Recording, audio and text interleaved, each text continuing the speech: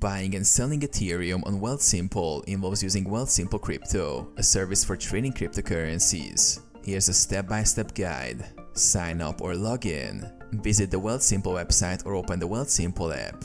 Sign up for a new account or log in if you already have one. Ensure that you have Wealthsimple Crypto enabled.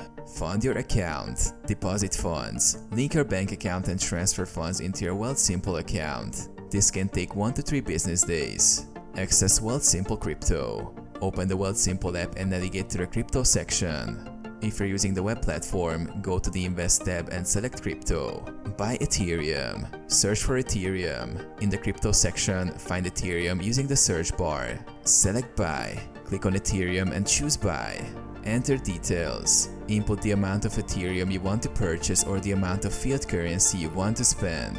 Review the transaction details and confirm your purchase. Sell Ethereum. Go to Holdings. Navigate to your crypto holdings in the app. Select Ethereum. Choose Ethereum from your list of assets. Click Sell. Click Sell, enter the amount of ETH you want to sell or the amount of fiat you want to receive. Review and confirm the sale.